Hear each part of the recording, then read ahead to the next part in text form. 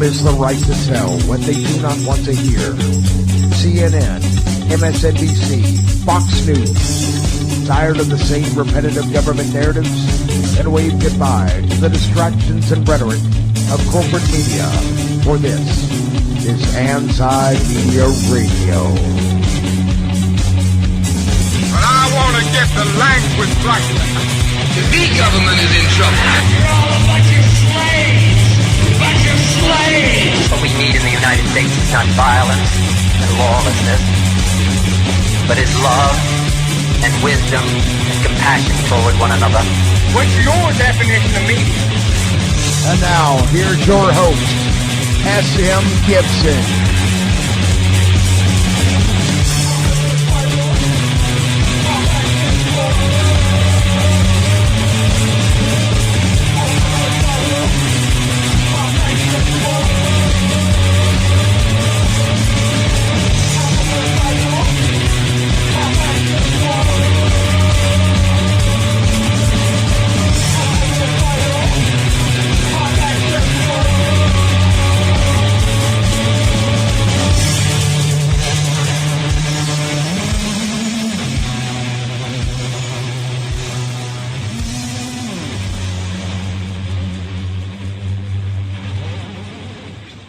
There is no fear in love.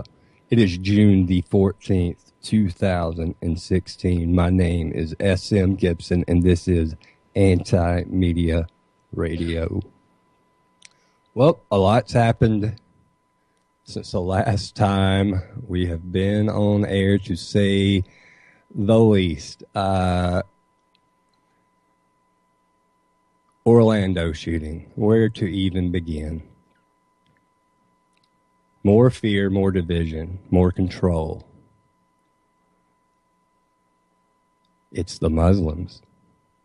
It's the guns. Be terrified of something.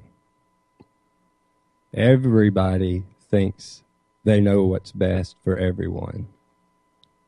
And they want to control what everyone believes, what everyone does, whether it's you can use this or that, or you can have this or that. The only person that they can control, they don't. That's what's wrong with our society today, that I think, but what do I know? It's usually not that much. I'm going to go ahead and bring on our sound director, Mr. Shannon Madden. Shannon, what's up? A lot of crazy crap on social media right now. Have you checked your Facebook lately? Oh, my God. Tried not to. Oh, my God. And it is like, I mean, I've never seen what I thought was a pretty down group of people on my friends list on Facebook suddenly divide off into like 100 different groups and everybody, and not just with this, but with transgender bathrooms and gorillas and all this other stuff that we've seen on our news cycle here recently, just crazy random stuff. Suddenly everybody's now an expert on everything. You know, I mean, it's because I saw this website this one time that said, they read a story, or they heard an old guy at a bar tell them a story about, you know, then they checked it out, and sure enough, on Snopes, they Snoped it. You know, that's kind of like a lot of the science stuff. My stance on a lot of it, I've seen evidence both directions. I don't trust the corporation behind some of the evidence that they suggest. But you know what? I'm not a scientist. I have never done this research myself. It's all just me reading something, you know, on both sides of it. I can have a gut feeling, but I don't really know. I'm not going to pretend that I do, or like I'm an expert. And I think so many people think they're, you know, an expert. And some of these people are, but a lot of them aren't. Did you see Barry on TV today, our President Barack Obama, discussing all of our overseas operations in the Middle East with all of these news crawlers along the bottom about ISIS and, in reference to the shooter, and suddenly, the shooting happens. The man apparently is of the Muslim religion, and we've gotten so many different reports. We're going to kind of break down all of the little stuff that we've heard and kind of let you make your own opinion, because this story just gets stranger and stranger and stranger the further you look in. Just like every other crazy story that we see when something like this happens. Is what I believe about the story. I believe 50 or 49 innocent people got killed. I believe 53 more innocent people got injured, and a whole bunch more people got traumatized, and a bunch of families lost loved ones. Mm-hmm. Other than that, I don't know what to believe. There's been so many different stories, multiple shooters, one shooter. Which this is not the first time that we've had a mass shooting like this. The situation that happened in California, yet another just pop-up ISIS supporter. And it may still be, to me, it may still end up being the one guy. But right now, I've heard too many reports saying otherwise. That's a hell of a body count for one person. Oh, yeah. Yeah, that's, you go back and look at crazy spree shootings that have happened, like the one fella, was it the 70s or the 80s, the one fella that shot up the McDonald's? That's been a long time ago. And, of course, we have these kids that are involved in school shootings. Kip Kinkle comes to mind. I think it was 18 people killed and numerous others wounded, but none of them reached 103 different people were shot, and some people were shot multiple times. Now, I've talked they were saying up to a dozen times. Yeah, now, I have talked to other people about as far as because we don't know what the actual bullets that were used that could actually factor into it. You could be talking about a high-velocity rifle with a lot of people crowded together. You could have, one bullet pass through one, possibly two people. I don't think it would pass all the way through the second person, but it would, do some damage to the second person. So there is that supposition, but even then, that's still, for this, that's, wow. And then you got the story about the door. Yeah, the door was apparently blocked. There was actually, I can't remember which site I saw it off of. There was actually an interview done with that person that blocked the door off. And now I don't know where they're at now, but apparently there was a name given. It was apparently a Hispanic sounding name. But however, there's just so much. There's so much to sift through if you want to try to get to the truth in this. And unfortunately, just like a lot of these other situations, we may never know the truth. I feel like there's a possibility with this one. I don't know why. It just seems like the story of him coming out, apparently he was gay. Yeah, now that's the whole weird. That's a complete opposite of, the original narrative. Does that provide motive? Oh, absolutely it does. Particularly in a family. It helps their story, but it's still very different than what they initially said. And his dad, who's was actually very quickly, had news cameras and microphones pointed in front of him, apparently has a history of that, and is also a would you consider a prominent member of the Taliban? He's a known member of the Taliban. Also, the initial story was he was this big, scary, angry Muslim man that saw two men kissing and just snapped. Yeah. That's what they said. But it's not for religious reasons. Nope. No. Just don't like. And now we're hearing the rest of the story, and it's like, well, maybe it might have been religion, but then maybe it was some kind of identity crisis he was having. I don't know. That really actually adds a very human element to it. Because and then suddenly we're not talking about ISIS and automatic weapons, and we're just talking about a completely just screwed up individual, Sure. I mean, you got to be pretty screwed up anyways. I don't care if it's organized or not to do something like that, Chris Kyle. So, there's that. Yeah, I don't know what I think. I mean, I really don't. I would really like to have formed an opinion by now, but there's not enough evidence either way. No, and I don't know what evidence we're going to get that's true or supposed. I mean, even the whole gay thing may be, something that's made I don't up. know about that because You've got a lot of reporters out there doing a lot of digging. have you heard all the different angles that's come from? And going back through the course of his life. I mean, not just there was a high not just school him hanging friend. out at the club for a couple years, but also there's other stories that corroborate it or go along with it. So And then the apps. He was getting on the dating apps, yeah, wonder if he had a Grindr account. trying to hook up with some guys or something. And they said they saw him at the club multiple times dancing with people. They said, "Oh, I've seen that guy at least 12 times here." So, Yeah. Who knows? Dancing with people. Who knows? But it does sound like he was probably.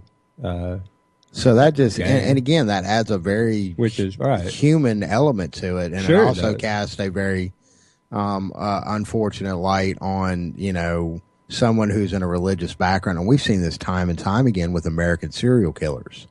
It's funny. After hearing the story and then hearing the gay slant on it, I actually kind of went back and I've got an old. It's actually from a friend of mine that is now in law enforcement. The Encyclopedia for Serial Killers, and got to digging through some of the stories of like John Wayne Gacy, for instance, and and not.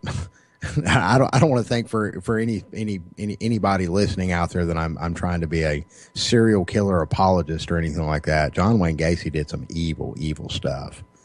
But a lot of this kind of echoed some of that conflict that eventually kind of led him to do what he did. And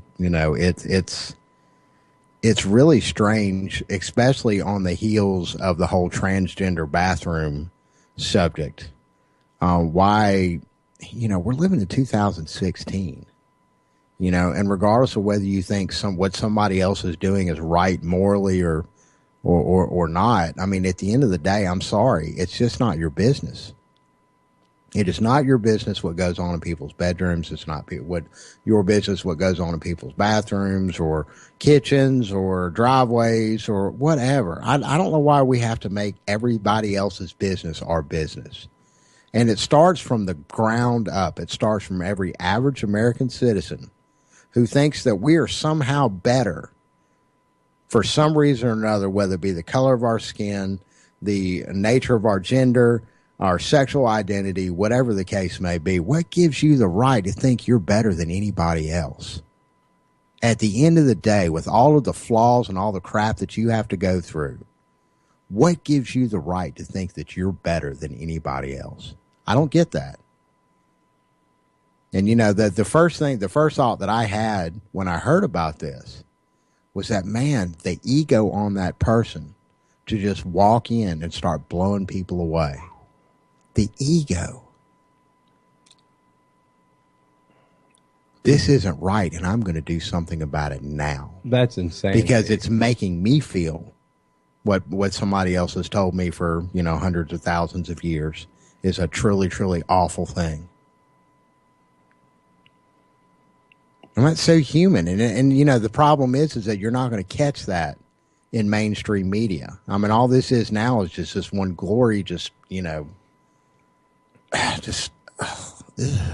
Does the fact, though, that the South Carolina shooter or the Orlando shooter, one was white, one was Muslim, okay, and does that do anything to stop the next attack? Okay, they were something. You take all the semantics. Everybody's something. Take the semantics out of both of those But cases. it's like if everybody spent less time pointing fingers at each other, maybe they'd be like... Semantics, yes. Sure. Yeah. And, they realize that people, like, of all races, religions, whatever, they can be evil, they can kill. While, other people, the same races, religions, they can be the greatest, most wonderful person ever. Nobody seems to realize that. It's human nature. Like, it's everybody. Mm-hmm. It's humans. There's good, there's bad, but everybody wants to point fingers at you, at you, at you. You're the problem. You're the problem. We'd have a perfect world if it wasn't for that one. Mm-hmm. That's nuts. Like, people don't want to worry about their own life. Try to love the people around them. Live your life, whatever you want to do, go for it, and not go, oh, look what they're doing. I mean, I just can't figure out. I guess that could get probably pretty extreme pretty fast, though. And that's not good. When a person gets wrapped up in that kind of mindset, though, is it because they think their own life is so much better, and if everybody could just live my life, there would be no problems, there'd be no worries. I wouldn't have to worry. I certainly wouldn't have to worry at all. If I know that my neighbor's not going to steal from me, because I'm certainly not going to steal from my neighbor, And then suddenly an apocalypse happens, and your neighbor needs some bread a lot worse than you do. See, but you have, but here's, I think, never say never. But here's the thing: I think you have to take into account is so much of this is manufactured fear, and for what gain? We know the answer to that question. That's a big answer. That's a big answer. I'm still getting the answer daily. But, unfortunately, you have to keep turning over, nasty little stories like this and examine every single in and out of it. And again, I can't stress this enough. We don't have all the information. We don't know that the information that's laid before us right now is accurate information. Yeah, because there's just so many different reports. And there's so many sources and so many stories, and this one's going for this angle, and this one's going for that angle. Supposedly he was, chanting that something about you killed, you've been blowing away Afghanistan while he was doing this. Talking about, look what the Americans did to Afghanistan. I heard that story. I also heard the story that, it was all about them being homosexual. And it had nothing to do with the other. I wasn't in that room. And we're still skimming over the possibility that there was more than one shooter involved. Oh, yeah. It's still a possibility, I think. I just don't know how anybody that was facing that kind of situation, unless it was very, very well planned and thought out, could have got in there and out. Yeah, it's the math on the weapons. The shots fired. Well, that and the fact that there was also a shootout with police. Plus, he was also simultaneously. Did you hear that Did you hear that Orlando police chief came out and said, "Well, it's possible, it's feasible. Maybe we could have hit some people." Yeah, during all that, maybe, possibly. Okay, I want to go ahead and bring on our journalist for the antimedia.org. Miss Claire Burnish. Claire, what's going on? Not much. What's up? Just trying to sift through the past few days. A lot's been thrown at us. How's your Facebook doing, Claire? You enjoying the Facebook much? So many things. Facebook and otherwise, yes. Twitter, there's a lot going on. Okay, just... You kind of know where we're at here. Just give us your reaction overall, Orlando and the world in the past few days since online of everybody at each other's throats. Honestly, I guess it's kind of disgusting to me. I mean, if I'm really frank about it,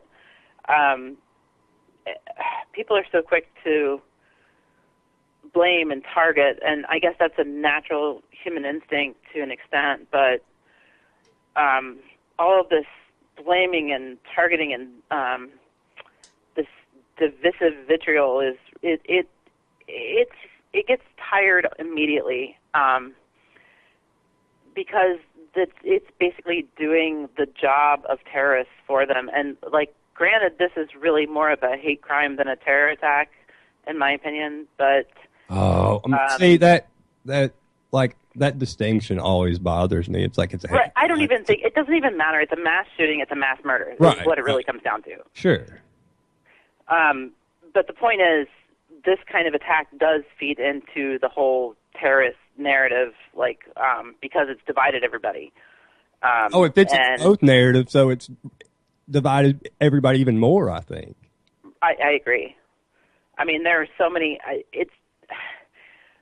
I don't know. It gets frustrating after a while as an activist and a journalist to even discuss topics like this when a big tragedy happens, because you see people just falling into line according to narrative in these like kind of predetermined positions on a subject, and you want to shake people on the shoulders and just say, hey, we're supposed to be different. We're supposed to have different lifestyles. We're supposed to be unique individuals. We're supposed to have differences that we don't necessarily agree with each other on, and that's okay because that's the way that it was meant to be in the first place. Like, that's what makes this culture rich, on the entire planet.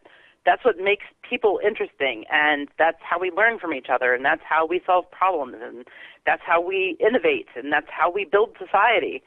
But instead, it seems that we've decided to focus on those differences as a reason to be angry and hateful, and it's very misdirected, and it's disappointing after a while. Well, see, I think society has divided up even more because of this election. Like, I think everybody's taken a side right now because there is a person they can get behind. And it's like everybody's fallen into these now two categories. Are you Trump or are you Hillary? And everybody has their reason. Trump's going to destroy it. He's Hitler. And then, who Hillary is. So. And all of them have had their say, to be fair. They've Trump has definitely doubled down on the whole, anti-Muslim rhetoric, and we've got to get round these people up. And hey, to Trump's credit on that, his first reaction was not to demonize Muslims. His first reaction was to congratulate himself. Yeah, well, so we are talking about Trump here. He came first before any fear mongering. Yeah. Hillary went straight in for the guns. Yes, so did Obama. And then Johnson said he actually, commented on the victims and the people that are suffering from what happened in the community. Johnson, you're referring to Gary Johnson. Yeah, Gary correct? Johnson. Yes, Libertarian candidate. So. But, even that, and I've done it myself. I wrote articles on it. Even dividing up by politicians and where they stand, and that even kind of feeds into this whole divisive thing, which you were right. It was going on. This polarization has been happening for some time, particularly in this election, and it's infinitely worse now, exponentially worse, and kind of highlighting all of our differences on where everybody falls just makes it worse. I think a lot of these police shootings started it. That's when people really started taking sides. Because you had you see a 12-year-old child get shot, and somehow there's people out there that react other than, that's horrible. I don't know how people can react to that any other way, but apparently there's a lot of them. And somehow they defend that, and that's okay. It's really not. No, it's really not. So, I don't know. But that's statism, and it's statism and nationalism, and it's also this whole militarization of police and everything else because of foreign policy. Because if the U.S. foreign policy weren't to basically go and bomb anybody indiscriminately, no matter what, as long as they have a resource that we want, then we wouldn't also be violent at home. Because in order to support such a policy, there has to be sufficient propaganda to basically support the troops, support the war, support this violent act. And when you have that going on, then it becomes much more acceptable on the quote-unquote home front at the same time. And yet we're all manipulated. Well, I say we, but we're all manipulated through the fear of the whole thing. Just be scared. Just be scared. Go along with it. It's going to be okay. And all the things we're really supposed to be scared of those are all conspiracy theories. You know, they're just, tinfoil hat crazy ideas. That's what we're doing right now. We're engaging in tinfoil hat crazy ideas because we're not talking about the fact that this Muslim right here is the reason that Trump is right. And Trump has got the plan. He's got the absolute best plan of any presidential candidate right now. Which one's his? Ban the guns or ban the Muslims? Ban the Muslims. Okay, ain't nobody getting my guns. So he wants crazy? to ban the Muslims. That's the one that wants to ban the Muslims. But then again, all these guns, if these killers didn't have access to these guns, do you think that 103 people right now wouldn't be sitting here? That's the one that cackles, right? Yeah. Okay. Yeah. So, I mean, but at the same time, all right, so we're going to get rid of 500 million guns. How do you propose we're going to do that? Yeah, there's not a lot of common sense. Now, we'll make them illegal, so you have to turn your guns Look in. at Chicago. There's a lot. Well, let's say, okay, well. There's a lot that goes into that number. I'm going to throw out a what if. Let's say that half of the people decide, okay, yep, you're absolutely right. We've seen the light. Guns are evil. We're going to turn in our guns. That's still going to leave 250 million guns. Billion with a B. Oh, yeah, there's no getting rid of them. No.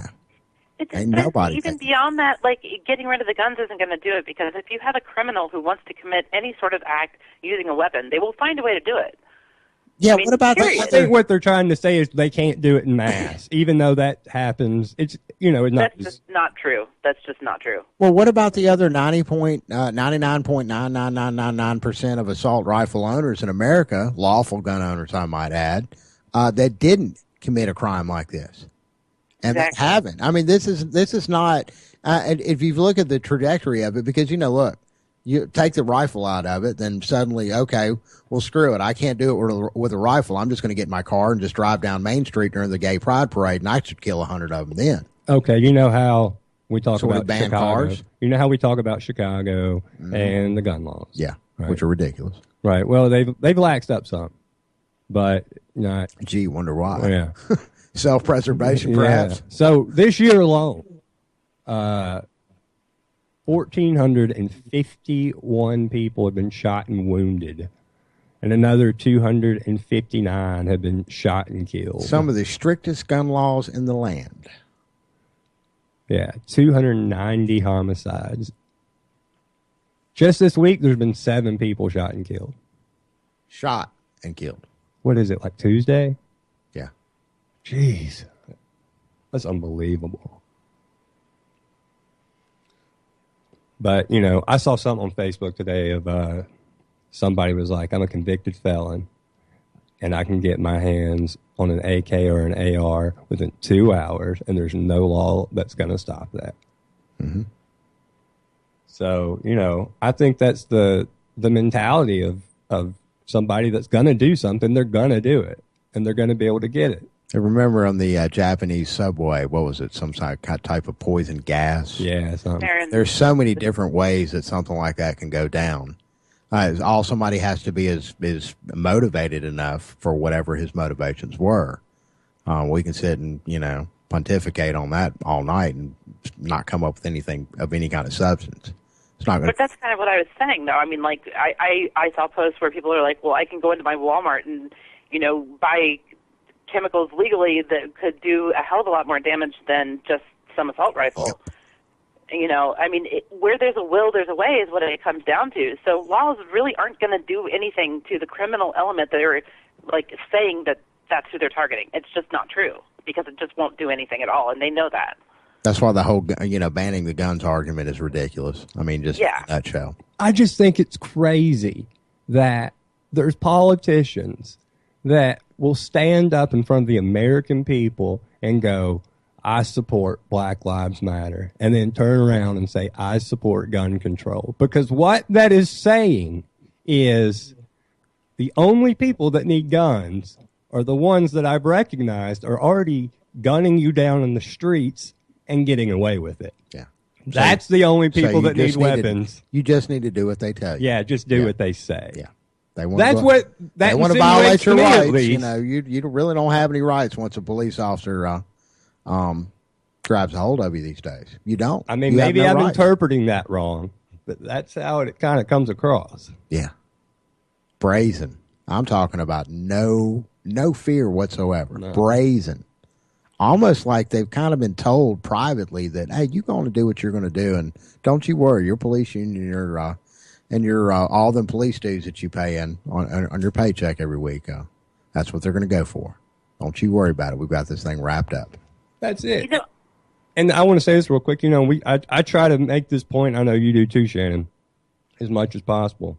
The thing with cops is like the thing with everybody, with everything else. Like we've already said, there's really good cops and there's really bad cops. It's that way with everything. You can never say, oh, that's bad, oh, that's good. Yeah. Except maybe politicians. There's a few good ones, but no. All right, Claire, I'm sorry I interrupted. no, you didn't. Here's a thought. With all of this division and all of this debate and bringing up, the whole topic of police violence and just the way that everything kind of just seems to have taken a very negative turn in the past couple of years, are we analyzing the atmosphere in the correct way? Are we still coming from a point where we're looking at things as if there were a normal position that has gotten bad, or shouldn't we be kind of discussing this in the manner that things have gotten a hell of a lot worse than we're giving them credit for, and maybe we need to have a new dialogue about this? I think we're having a new dialogue about it, but we're doing it in terms of Donald Trump. That's what this is. This is people thinking they're getting their country back because that's what he's selling. He's saying it's all of us against all those people in Washington. That he used to pay for. That he used to buy. A couple months all ago. those. Yeah. Did you hear about Chris Christie going to get Donald Trump's McDonald's? Because that's the most fantastic story I may have ever heard in my life. He's his errand boy. Well, come on, man. You saw what that was. What was it? Just a few days after he announced that he was dropping out of the race and throwing his full support behind Donald Trump. That's a lot of support. Yeah, that's a lot of support. I don't like that Getting guy. McDonald's, I don't getting like that guy. a McFlurry and some fries. What else you want, Daddy? Double Big Mac? Anything for you. You sure must be hungry out there. I wonder how on many that campaign trail. I wonder how many times a day he accidentally says yes, sir, to him. Yes, sir. Accidentally? What are you talking about? That's required, man. Yes, sir. You seen how Trump runs his operation. Look, his own family calls him sir. And rightly so. He's the king. Hey, I still call my mom a man. But okay, I feel like maybe my point is not. Maybe it's a little lost. I don't know, convoluted. But even in the context of Trump, when we're actually having discussions about the possibility of a totalitarian government, or political body, or even a fascist dictator sort of figure coming into power, are we taking this seriously enough? I mean, it feels sometimes as if we kind of are cynical. I mean, us as a culture, or, people who are more activists.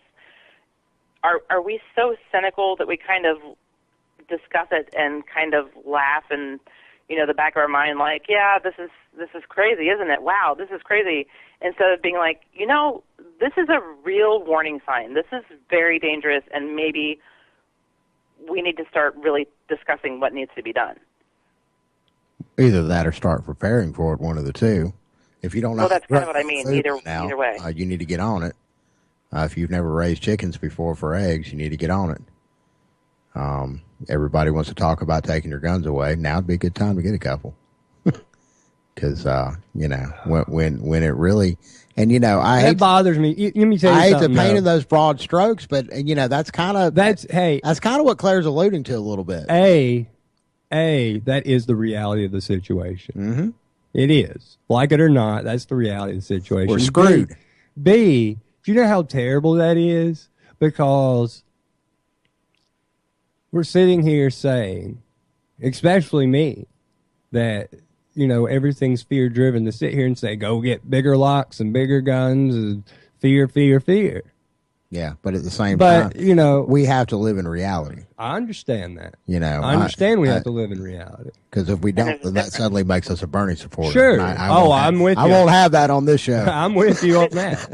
There's an enormous sea of difference between fear-mongering and being sensibly prepared for things or being very aware. I agree. But I just want to make that, at least for me and my own sake, to make that distinction. Because I can see the irony in it. Sitting there saying, fear, fear, fear, go get guns and go to the woods. Those are kind of two drastic different things in my mind. But see, I'm not even necessarily saying that. I'm just saying, when you have the rise to power of very dangerous figures, no matter who they are, then there's a period of time where buildup happens ahead of it, and you're aware that it's going on. So is it wise to just be cynical and joking about it, or is it more apt to be aware of what's going on and to prepare yourself, whatever that might be? And I'm not saying that in a fear-based way, but more of like, proactive. What are your plans? That's it. You know what I'm saying? That's fair enough. So in other words, we're going to start doing shows about, gardening and raising animals. I'm down with that. Oh my gosh. Like for me, you're not. Y'all need to lighten up over here. Y'all are talking about death and gloom and this, that, and the other. Don't y'all know we have a new president coming? There's going to be some change. Oh, yeah. God. That's like deja vu, except an orange version. This is not deja vu. We've never experienced this before. What we've got coming, either side of the fence. I know we have differing opinions as who's going to be the last man left standing. I don't know. The more I'm looking into it now, I think you're probably right. She's never going to be president. Who? We all know what I think. It's not what I think. It's what I know. She's never going to be president. No. No, it's shaping up to be Daddy's world. Oh, sure. I like the block, the voting block of the gay voting block. Voting. They're all going to end up with Trump. How quaint. Thanks to this political opportunity for him. Well, and Milo. Oh, of course. Yeah, Milo's done his job. Can't cut him out.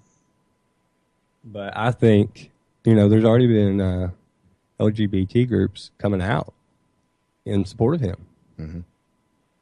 So maybe he was right all along. Mm-hmm. Well, that's how he's selling it. I mean, the message he's selling is Hillary's going to let them all in. He's just going to let them all in. Oh, yeah, and by the way, she's going to take your guns away from you, too. Good luck. Yeah. And then they're selling the message that, he cares about the cake, but let him mow you down. That's how he's selling his message. That's what he's telling people. And people are buying it. He's the most fear-based, fear-mongering, keep it short and sweet, and it's brilliant. WWE Hall of Fame. I wonder what Trump's poll numbers are right at this moment.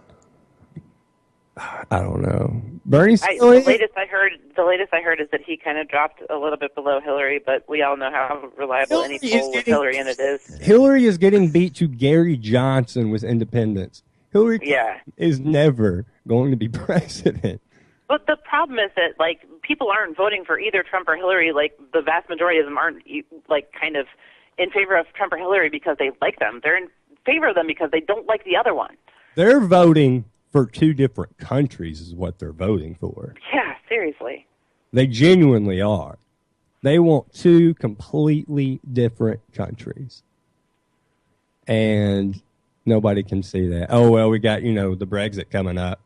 That's, I love talking about that. Hey, let me go ahead and see if I can predict the future. They're still in the EU in 2 months from now. I'm going to go ahead and make that wild guess. What about 2 years from now? Probably. Yeah. Well, I don't know about 2 years. If we got a Trump presidency, things could start going down, but... It might not take that long, considering that NATO is now sending battalions to the Russian border, and Russia is not all too happy with it. Baltic states and Poland, they're just, and it's because what Putin was, he was showing out or something, getting his troops ready, or he did something to What, to defend his borders? Yeah, to flex his muscles, they said. So, and then we just had the thing with the aircraft carrier moving over to the Mediterranean. No, it's moving from it, right? It moves into the Baltic. Yeah. What do I know? I think that's right there. And they're just poking at each other. And, while we're sitting here talking about the Muslims are coming, the NRA's coming, whichever. We're about to start World War III with Russia, and nobody's even paying attention. Because I think Putin's getting frustrated because we're just kind of staring at him from across the border, like, we know what you're doing. Yeah, it's so much worse than that too. I'm actually writing an article on this right now that I'm still kind of researching, but I mean, the U.S.-led NATO aggression on the Russian border, like encircling Russia, really, is kind of so hubristic that it would be understandable at this point for war to just kind of spontaneously start. Like, there's a legitimate threat of nuclear war that would, I guess, essentially be caused by the U.S., like what we're doing right now. It's as if we are attempting to start the Third World War. And it's really kind of, I mean, all of this that's going on in the U.S. with the election and, the thing in the EU with the Brexit and all of this stuff, although it's important, very much distracts from this extremely life-threatening circumstance that happens to be happening elsewhere. So there is that. And it's not being covered, which I think that's the more frightening part, is it's just kind of all going on in the background while everybody else is at each other's throats over here. And the fact that there have been, like, there was a study done that between, I think, 2007 and 2015, every single year there are between 43 and, like, 315 calls where nuclear war almost happened, but didn't because somebody used better heads. Like, it almost started that many times each year. So there's that to consider too. So going and poking the hornet's nest for no apparent reason, which is what the U.S. seems to be doing right now, doesn't seem too, wise. Man, I never, ever, ever thought I would say just bring old stupid Jeb back. It's like, they may have done a lot of horrible, evil things, but we never got into a nuclear war. Jeb! Yeah, with an exclamation point. I wonder what he... Yeah, that exclamation point just really, that does it. Does he currently live in Florida? Did he go back to his home state, or where's he at now?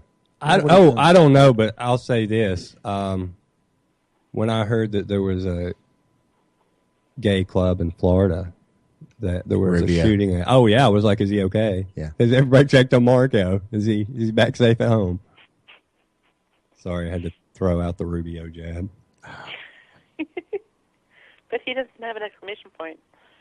No, he doesn't. No, he is the exclamation point. He sure is. Have you seen those shoes? Girlfriend. Those shoes are the dot at the bottom of the exclamation point. Yes, they are.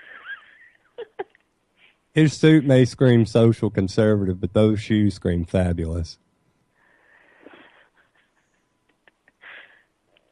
But, yeah, that's way off topic, because we were just discussing World War III, and now we're talking about Marco Rubio's shoes. We need comic relief after that. Sorry, I didn't mean to get so heavy. I'm just saying, I mean, like, there are some very serious pertinent issues. A little while ago that we do get more heavy. Remember, you said we can't joke about it anymore. I didn't say that. You did. I heard. Play the tape. Stop. You are misunderstanding. You're misinterpreting what I said. Oh, okay. I'm saying that I think that the tone of the dialogue needs to change. I mean, it's fine to be light and witty about things as long as I think the tone of the dialogue needs to be far more seriously considered than it has been. Instead of just being cynical and dismissive, I think that it needs to be maybe cynical and serious. Okay, good sign, bad sign. I have my opinion, but I'll get this from y'all. Kim Kardashian tweeting about politics. Oh, God. Because that's happening now. I don't even want to know. I don't care. It doesn't matter what it's about. Don't care. Okay, is this the reason I asked that? Because can you look at it from the other side and say that this has gone so far and people are that frustrated and we're at that level that even the girl that got famous from being filmed while having sex with Brandy's brother. Brandy the singer. Yes. That Girl Is Mine. I think that was it. Yeah. Good song. I don't even know who that is. Brandy was awesome, man. You don't know who Brandy is? Moesha. No. Girl, you better recognize. Yeah, she was good. She was awesome. Anyway, different. Anyway, then she got all. I can't believe we're having this conversation. Yeah. What the hell? I can't either. Anyway. You started talking about Kardashians over there, and I mean, God, man. What is this show turned into now? The point that I was trying to make is I hope so. Has it bled that much into like that part of culture that literally everyone is discussing it and we're like that much on the cusp of something changing because everybody's talking about it? Or is it just like, oh, who cares?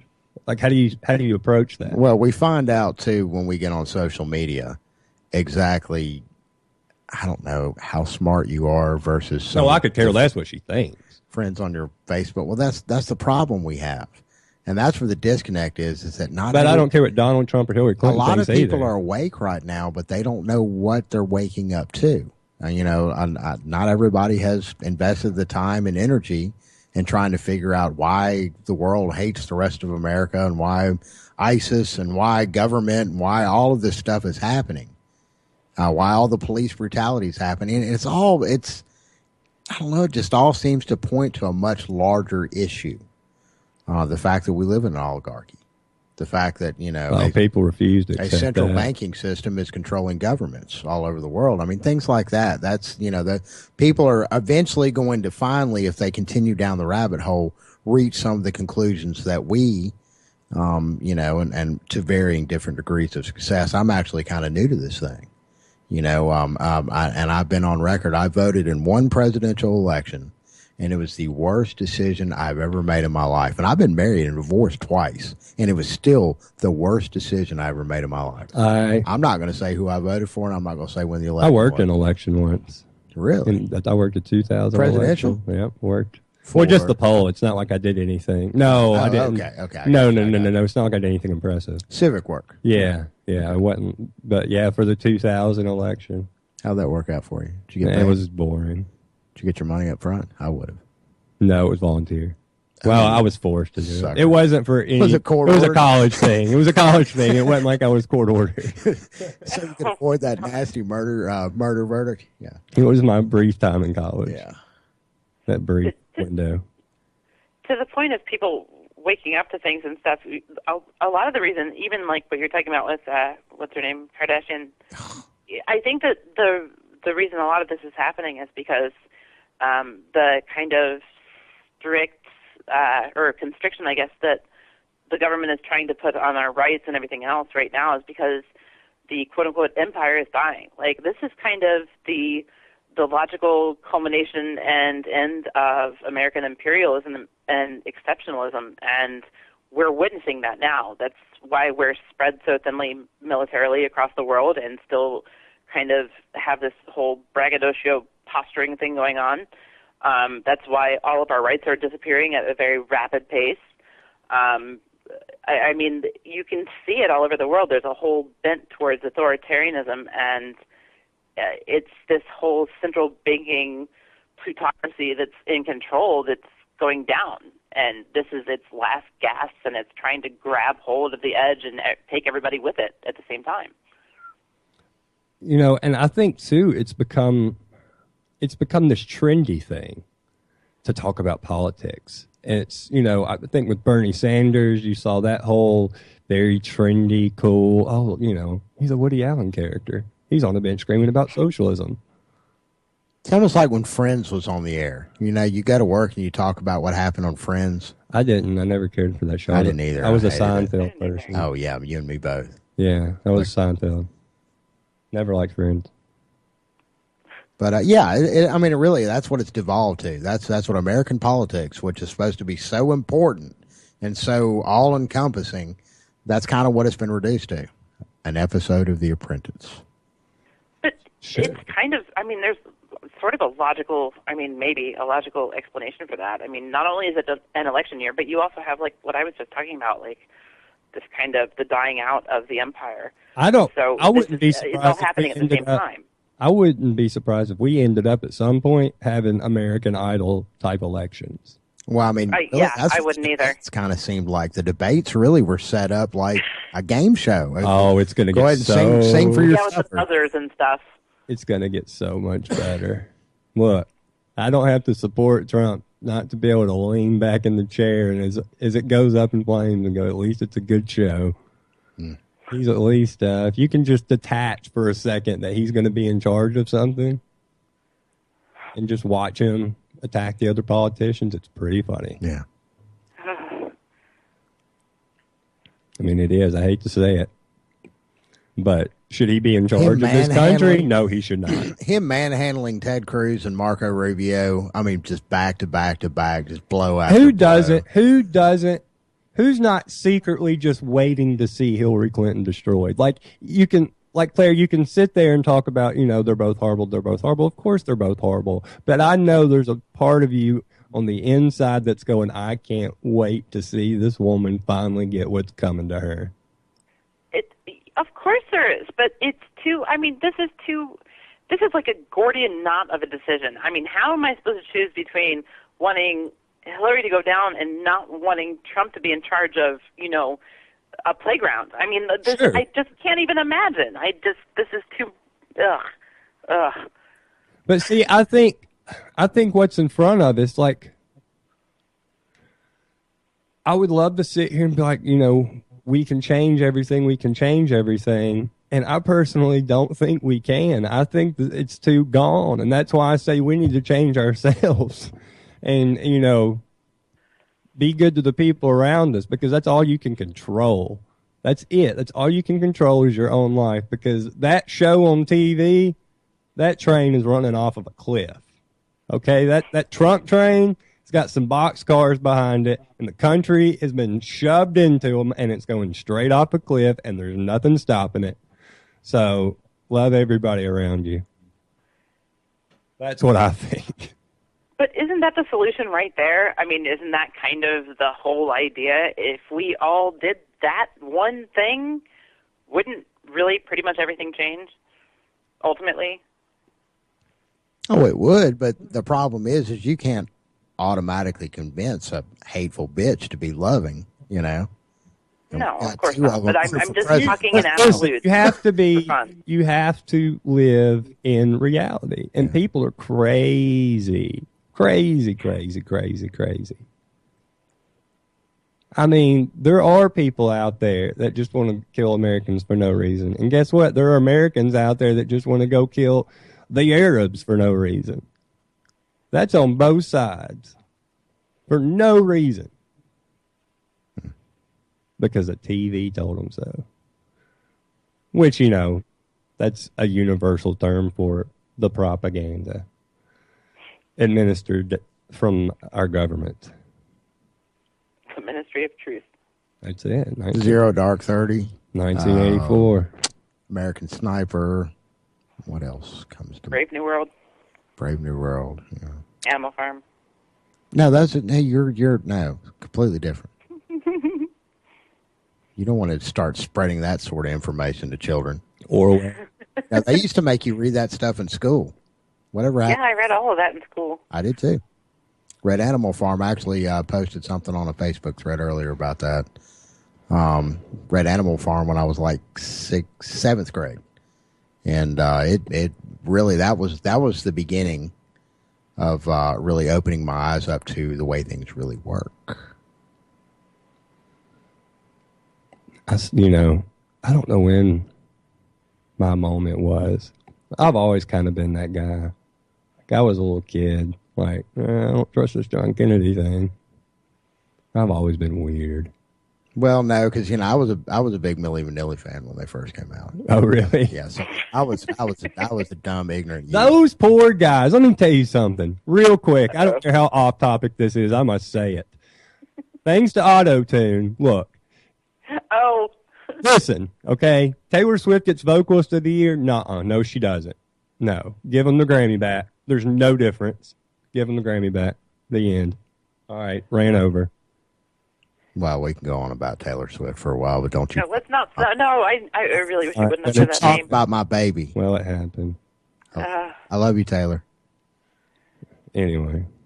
Anyway. She needs to be president. We've only got a couple of minutes here. We're against the break. I want to remind everybody you can listen to us live every Tuesday and Thursday evenings at 10 p.m. Eastern and, 7 p.m. Pacific? Yeah, I got it right. How about that?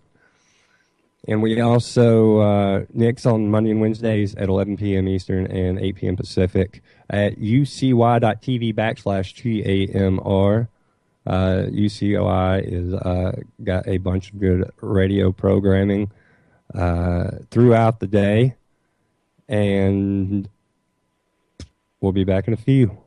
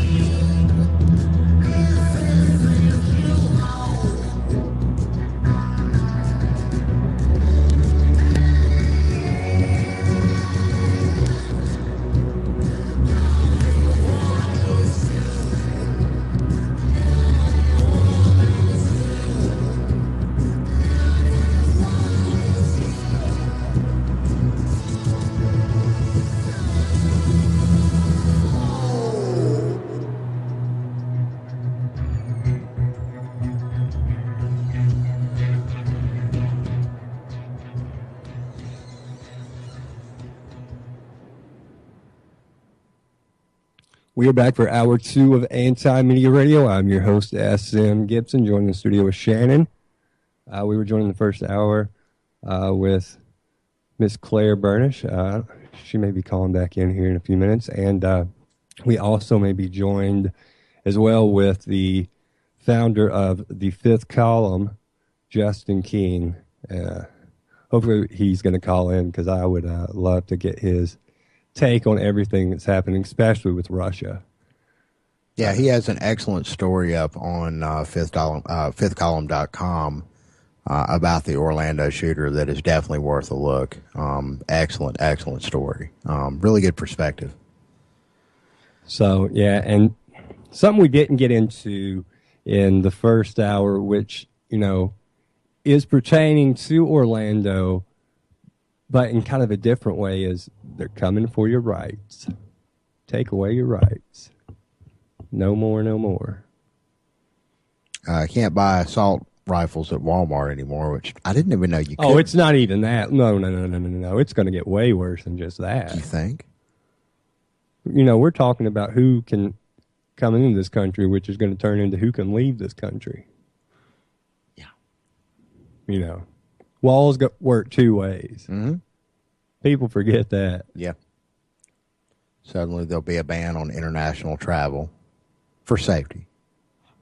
For safety reasons. And there'll be certain people that'll be able to maybe travel. not. Maybe it'll all be fine. Maybe he's going to get in there. See, that's the thing with Trump. You don't know. He could get in there and be the super liberal. You have no idea. Because he said everything in the world. You mean like if he was like registered as a Democrat or something for years and years and years? Oh, wait a minute. He wasn't he?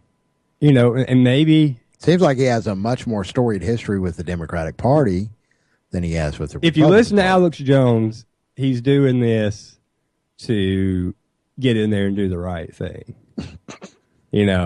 I don't know. I don't buy it. I don't know. It's too calculated. I definitely don't buy it. It's too calculated. No, man. It's look, I'm not going to say it's not possible. It is possible. I just personally don't think that's the likely outcome. It isn't. I just don't see that as the likely outcome. For me personally, don't trust him. It's so calculated. I will say this till I'm blue in the face. That guy was reading Hitler speeches, and I'm telling you, it had nothing to do with because he wanted to put Jews in boxcars. It's because he wanted to see and study how one man taught, spoke, addressed a whole entire large audience of people and win them over. I think he is a student of propaganda. I think he knows exactly what he's doing. Look, I bring up this WWE thing, and I say it. It's not a joke. He gets in a ring, 20,000 people, he can make them cheer. He knows what he's doing. He knows how to get the masses to yell out. That's what he's brilliant at. He's been running for president for 30 years, when you think about it. Shannon, your reaction to some nonsense? No, it's exactly that. Again, I've said it once, and I'll say it a million times. There's no candy on that van. Oh, no. None. I don't think so either. None. But, I guess crazier things. When I don't buy it. If and when he's put in office, I really don't think that he's going to be president per se, just like the current president we have now and the president before him and so on and so forth. And they always say, though, the devil's going to come with a smile on his face, That's Trump. Everybody hates Hillary. I don't care what anybody says. Everybody hates that woman. Listen, they talk about her getting the black vote. Okay, guess what? There's so many. Hot sauce. Yeah. First off, that was just insulting.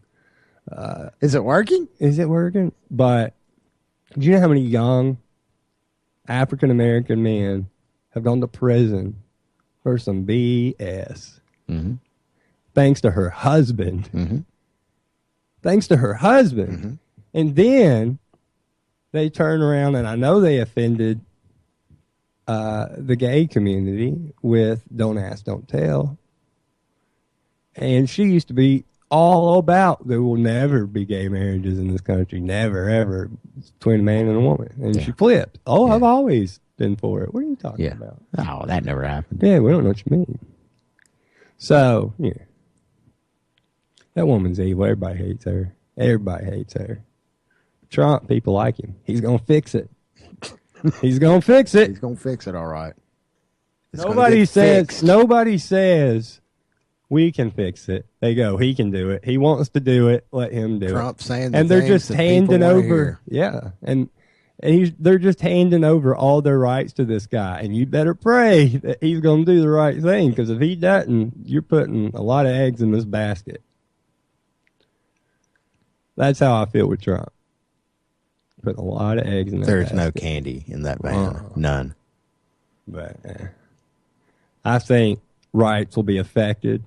Whether you elect Hillary, I think rights will be affected. Either way, with Trump. You're looking at even less rights. I don't believe either now. one of them are going to defend the Bill of Rights or the Constitution in any way, shape, or form. Mm-mm. They're both going to be out for themselves. The First Amendment's going to definitely be on the chopping block. With either one this of show them. may have to go off the air. With either one of them, because you've got the complete liberal, which I will say credit to Obama, actually, when he was doing his Rutgers speech, said, y'all got to chill out with this whole coming down on freedom of speech stuff at college. But, that whole liberal side of things, they want to get rid of freedom of speech because it offends them. Oh, my feelings are hurt. My feels. And then you've got the Trump side that's like, how dare you speak an ill word of me? I will shut you down and throw you in the gulags. We're going to change the libel law so we can sue reporters. So, which is happening around the globe. So right now, I see it in both bad. directions. It's not, freedom is not going to be ringing high above, New York City anytime soon. No. It doesn't appear. Mm-mm. People think Trump will do it. They do. A big old sack full of Snicker bars for you boys. Come on in. Yeah, that's exactly it. Claire, your reaction, you're the intelligent one in the conversation. I heard that. No. But anyway, either of these two people who want to basically be rulers. Oh, wait a second. Hold on. I'm sorry. I just remembered this. I'm an absolute jerk. I wanted to remind everybody our music for tonight's break was provided by the Barron Brothers of Chicago, Illinois, formerly of the Red Walls. Great band. Is from an album called The Red Walls, and the name of the song was Time of the Machine. Thank you. Thank you for that. That was a great segue. I know, wasn't it? Yeah. We're right in the middle of something important. Back to Claire. Yeah, Claire, back to your thought now. That's what I do. Hope you held on to it long enough. Yep. Yeah, thanks for that. No. Yeah, he does that. He does stuff like that to me all the time. Yeah, I know. No, I'm thinking, rights are already on the chopping block. Like, we've seen everything pretty much disappear since 9/11 with Patriot Act and the Freedom Act and everything else. And if you pay attention to laws that are enacted all the time, we really have lost a great deal of the First Amendment, freedom of speech and everything else. But, like, some of the scarier ones that we've lost are the Third Amendment, which nobody even ever pays attention to. But basically, because we live in the police state right now, police can come and occupy your home as if they were a military force, and you can't do anything about it, and that's There's legal. more than two, isn't it?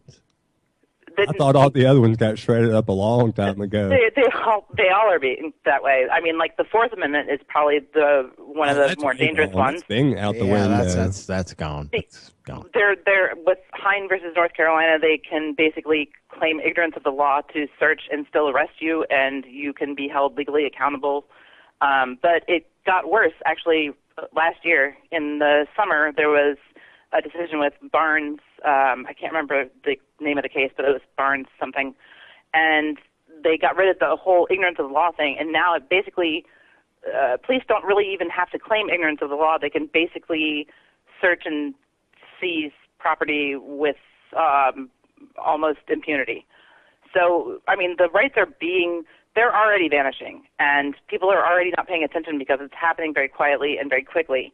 And to put either of these two people in office who both claim to varying degrees very publicly and vocally that they're going to get rid of certain rights is a very frightening proposition, in my opinion.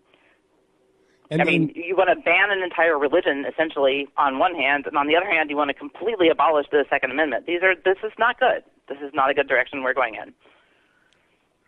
But, they use each agenda against us each time with, 8 years of this, then 8 more years of that, 8 years of this, 8 more years of that, until finally we've dwindled down to this point. And this is what we're left with. They each get their agenda through each time a little bit more until the worst parts of each one have surfaced. And that's all we've been left with, is the worst of each aspect of what those two political entities mean. At one point, these political parties, at some point, tried to stand for something. They don't stand for anything anymore. And it's so hypocritical if they try to that it's laughable. They're the same thing. They are the same thing. I mean, they have some, they tout publicly different maybe social issues or social leans, but that's really the extent of it. Like everything else, the basic fundamentals, including like what we're talking about with freedoms and liberties and rights and whatever, they're the same entity. Hillary will take us to war quicker than Trump. And that's supposed to be the dove liberals. We've got a Nobel Peace Prize winner in office right now with this 8 countries bombed. Yeah, she's actually going to be gunning for Iran, if you've been paying attention to the debates. Yep. Yeah, that's just high on her list. list. That's the Bush right now. narrative, though. No, that came. Well, but that's everybody's narrative. That came out of Hillary's mouth. No, I know it came out of Hillary's mouth. They're the same. She's the same thing as the Bushes, especially on foreign policy. No, she's a Democrat, man. Come on. She knew. She's married to Bill. Bill. I wonder what he's doing right now. Who knows? Drinking. Did you see that picture of him making out with that old lady the other day? I don't see none of that. Yeah. Gross. Yeah. That guy's got some internal issues. He probably needs to address them. Maybe a little too late. We had Miss Broderick on the show. Yeah, he's a rapist. All right. I'm over that. Bill Clinton's a rapist. I have to do that once an episode just to get it out of my system. That's fair. Yeah, just to remind everybody. He is a rapist. No. It should be part of your intro now. It should. Welcome to Anti-Media. Bill Clinton's a rapist. I'm SM Gibson. I like that. Can we change the go. name of the show to Bill Clinton is a rapist radio? We may have to have an internal memorandum about that. Discuss that over lunch sometime. I'm going to look into it. I'm going to Google that right after the show's over. I'm sure Nick is hitting you up on Facebook as we speak. I had nothing to do with it, Nick, by the way, in case you're listening. All right. We're back with Bill Clinton is a rapist radio. And now it's Anti-Media Radio with your host, Shannon Madden. Shut up. Oh, gracious. I've been trumped out of office. Trumped. Did you bring it? I came up, I tried to come up with a term that would better describe politicians since they really are of essentially the same mindset. And because it seems that all of them want to drag us into yet more war, which seems almost physically impossible. I was trying to coin the term, and I'm hoping people will catch on, of bellicrat, like from the Latin for bellum, which is war, because that's really all they are. Ooh, politicians fancy. who want war. I think we need to be a little bit more realistic and call them what they are, welfare whores. But anyway. I don't think I want to use the term. Complex. Hey, I want to throw a shout out real quick to, I like Congressman Thomas Massey. He seems all right. To see, they're not all terrible. You can't say everybody's all bad. He's okay. I don't Speaking But absolutes ever. Yeah, see, there's one out of like Justin Amash. He's pretty good. Mm-hmm. That's two. Paul Ryan? No. Nope. Not so nope, good. not that guy. No. Not that No. guy. No. Don't trust him. Not that guy. Don't trust anything he's selling. No. There's definitely no candy in that bag. Not even going to pretend on that one. No. No beef jerky. No. There's no peanuts. van. That's just an old broke down cutlass. With some flaking tin on the back window. Yeah. Yeah. Nobody's getting in that car. One of those little naked lady things you see. On I the read Ayn motorcycles. Rand one time. That's his big Yeah. stick. Oh, gracious. He'll run for president one day. Oh, that will happen. That is definitely going to happen sooner rather than later, I'm sure. But he's playing his part now. Yeah, oh yeah, he's part of the machine. He's a company man. I'm glad he moved up. Speaking of company men, Got promoted.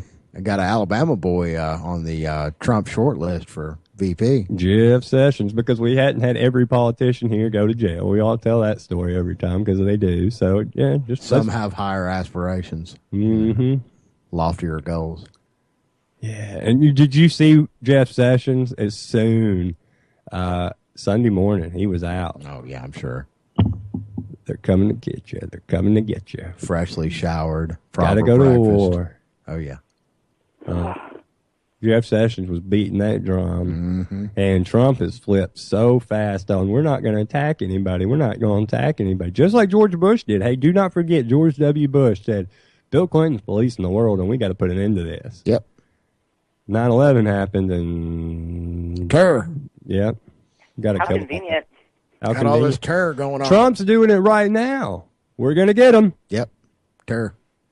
Who's them exactly? Because this guy was from your home state.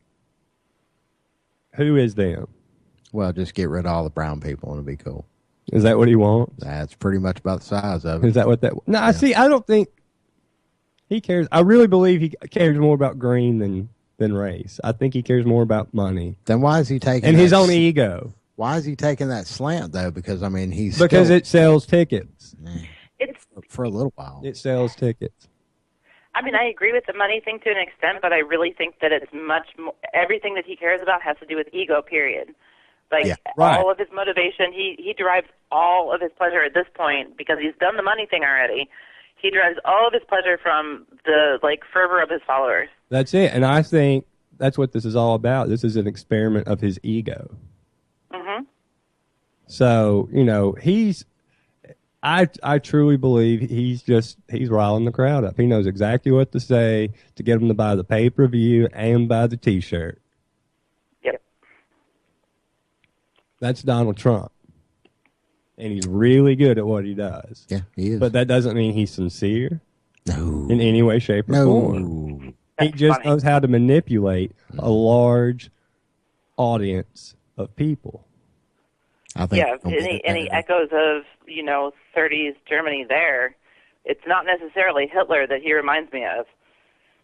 Yeah, and see, that's the thing. You make the comparisons. There's people that make the comparisons to Hitler.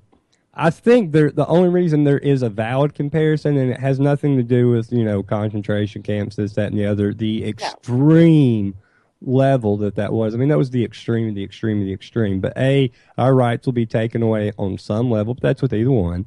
But it's the way he's manipulating he's manipulating the masses in the way Hitler did. And that's, to me, the comparison as far as from a political angle.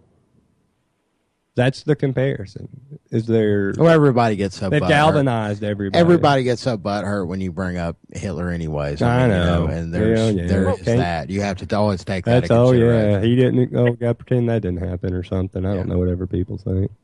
I mean, he has the Hitler tone, in my opinion, like exactly how you're saying, but he's also the propagandist. He's not, he has the kind of the quality of the fascist, but he also has far more, in my opinion, the qualities of the expert propagandist. Oh, I agree with that because I recognize it in him. I see what he's doing. But I think, I don't, I think that the clues are there already because it's just he did this, that, he knows what he's doing. He's been selling himself for 30 years. He's been selling himself for 30 years. So, how do you think he will approach Putin? And do you think he will exacerbate the problem on the border there? Do you think they'll get along and that'll cool down? Or do you think it'll just kick off worse? The problem is he makes decisions like on a dime. So if his like crazy enthusiastic crowd suddenly kind of gives him the idea that Putin is the absolute enemy, then it wouldn't take long for things to escalate extremely quickly. Oh, sure. I mean, he could. There's no doubt he can get people to go along with him. It's hopefully my thought is with both of their egos, they can cut a deal for the sake of their ego as opposed to go to blows for the sake of their ego. I would hope that in this case, Putin would be the sensible one, because I think that Trump would be kind of the de facto hothead, depending on. Well, Putin definitely sells himself internationally, a lot more level-headed. Right. And, does that mean that he's that guy? No, but he sells himself way better.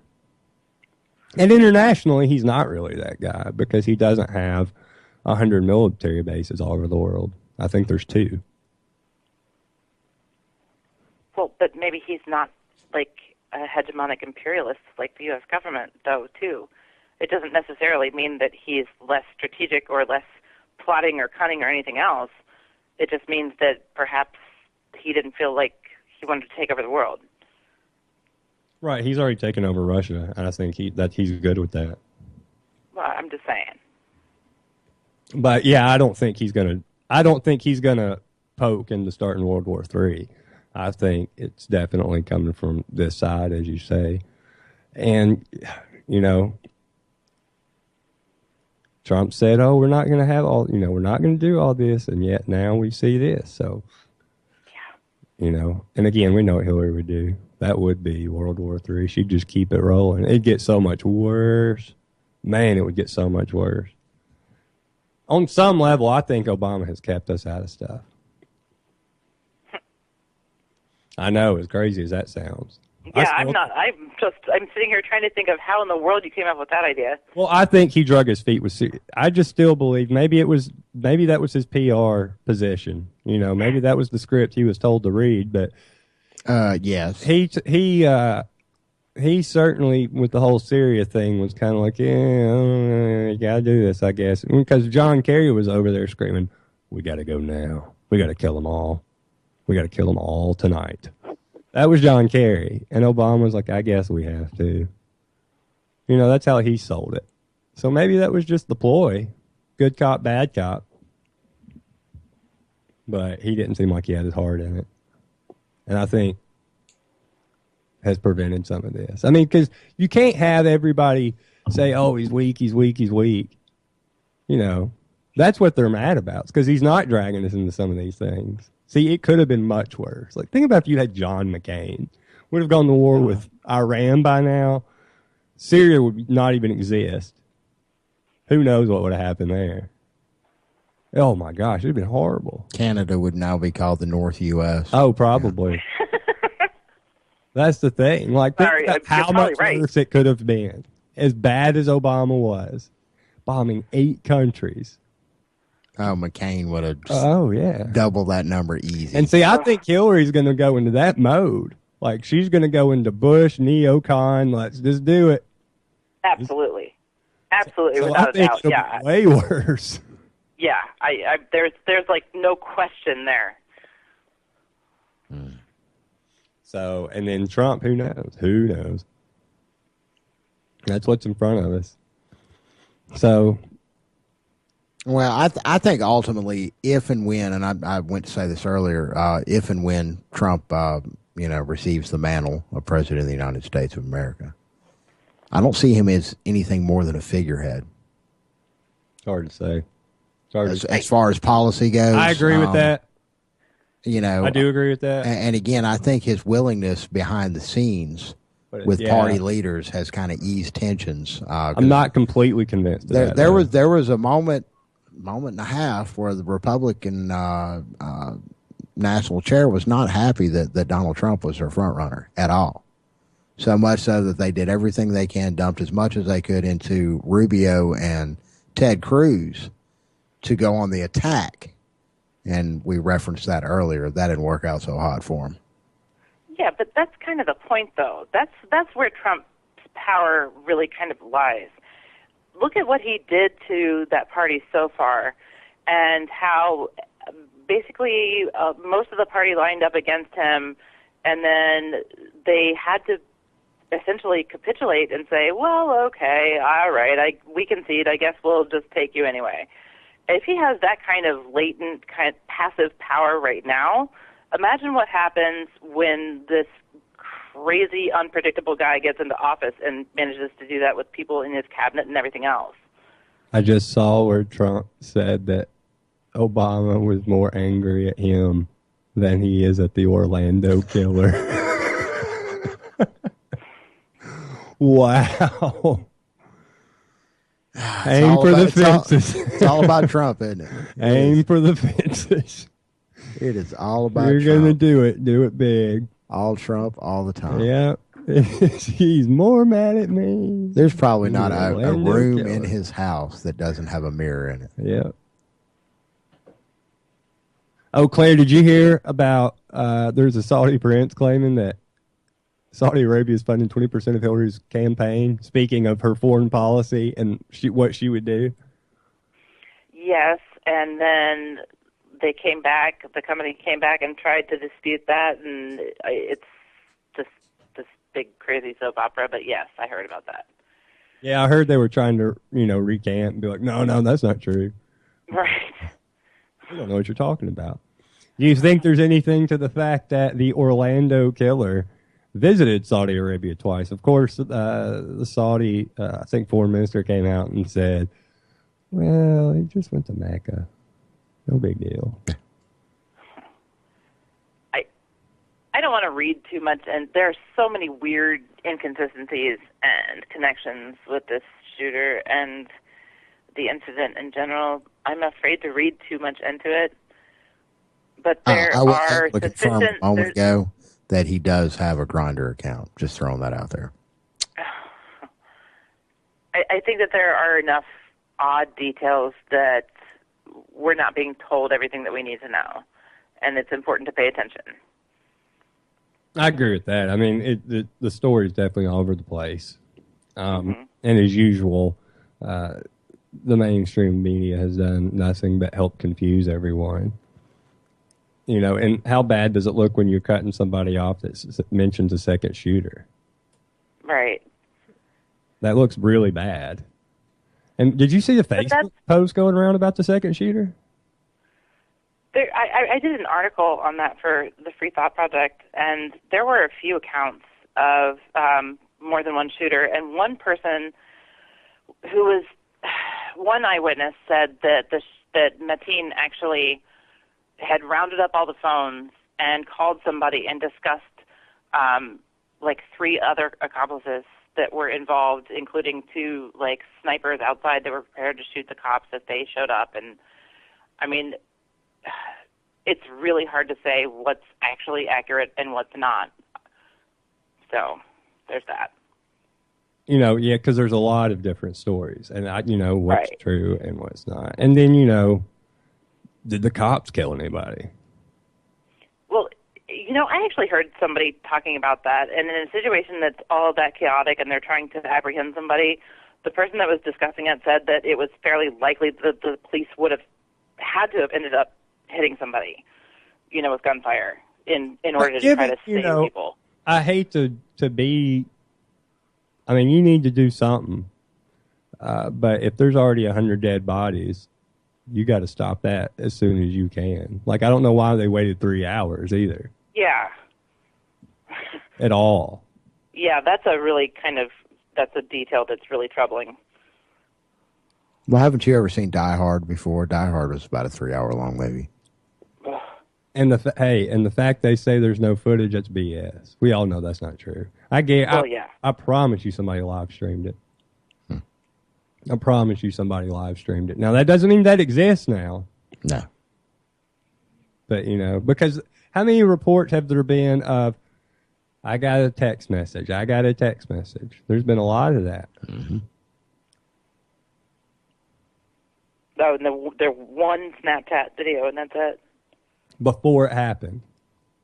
No, well, right as it happened. Well, right. When the police were there, too.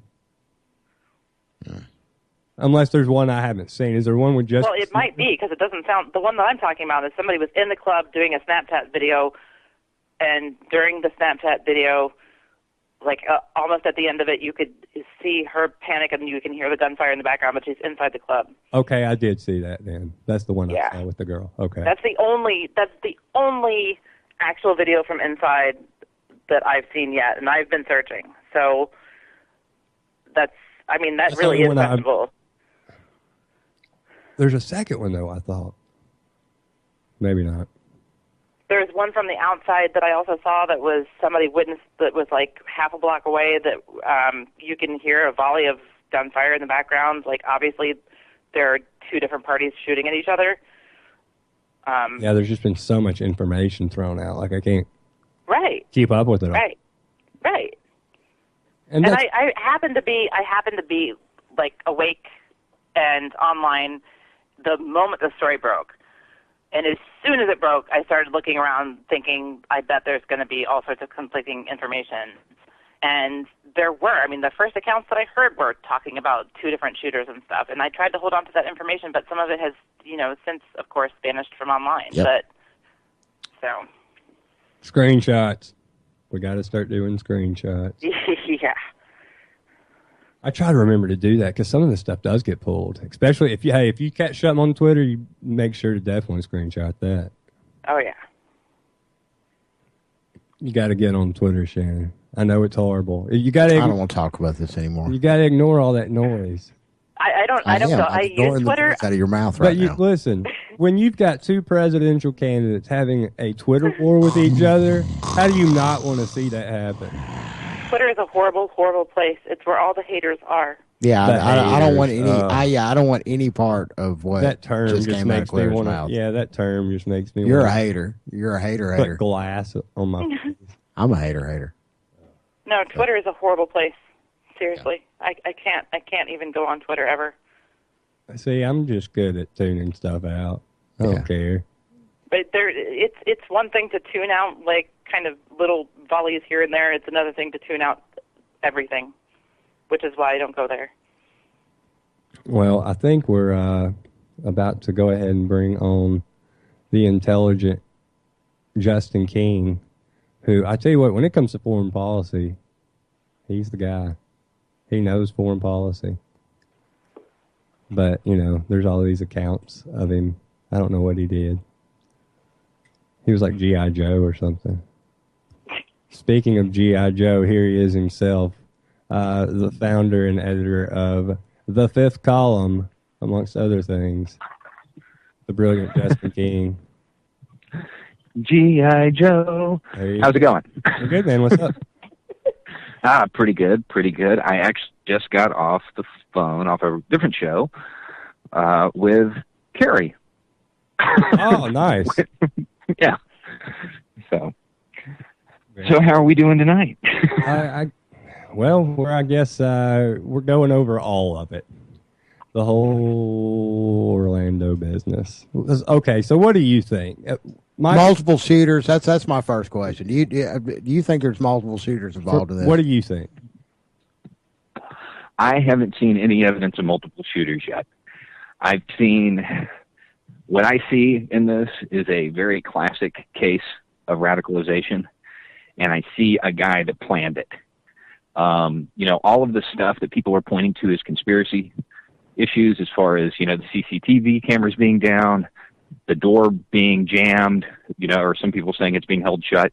All of this is stuff you would do if you actually put some thought into this. Now, let me ask this. How would you explain the cell phones not having footage. Say again? I'm sorry. Cell phones not having footage. Cell phones not having service? No footage. Like, why wasn't there? It should have been, on Snapchat or on whatever kids do now. Their Periscope. When people start popping off rounds, most people, we would point our cameras, the people on this call. Everybody else is going to run. They're going to try to get away. I don't see that as unusual. I think there probably is some footage that's in evidence lockers at the police department or covered in blood on the bottom of that floor. Because those people that did film probably didn't make it out. All of the stuff that people are pointing to as far as, the rate of fire and all of this stuff, most people are talking about it being an AR-15. It wasn't. It was a very nice weapon made by Sig Sauer. Pumping out that many rounds that quickly is completely possible. Really, it is. See, that's why we have. Yes, there you go. Yeah, that's it's See, a bizarre everything weapon. Everything I was reading was saying this weapon's not capable of doing this. Right, and if they were talking about an AR-15, it could be done, but you'd have to be good. Yeah. With the weapon that he's using, you don't have to stop every 30 rounds. They make 100-round boxes for it. So to shoot 300 people, completely possible. So that's another one of those things that from that initial reporting we got, but once we actually saw the weapon, everybody was like, "Oh, well, that changes a whole lot of stuff." And especially it being a gay club, if you've ever been inside one, they're packed. I mean, they are very tight, confined spaces with a lot of people in them. Every round you fire is going to hit. It may not be the person you're aiming at, but it's going to hit somebody. So pumping, I mean, go play, some shooting game on, whatever console you use, or even at the arcade. You can hit 100 people in 7 minutes.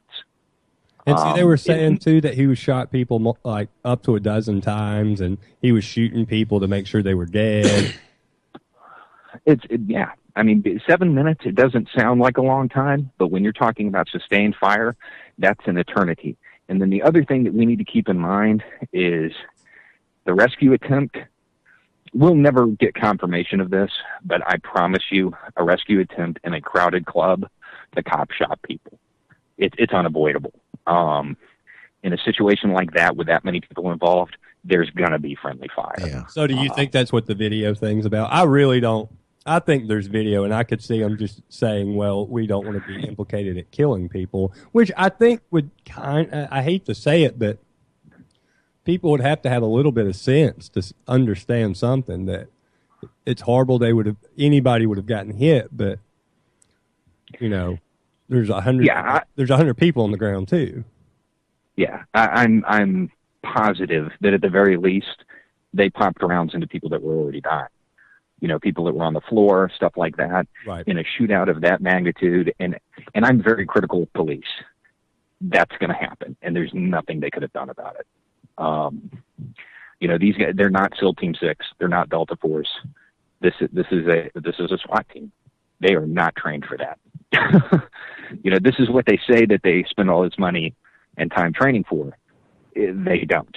This is way beyond their capabilities. So if this guy was this methodical, do you think, like, where's his supposed training coming from? Well, his dad was Taliban,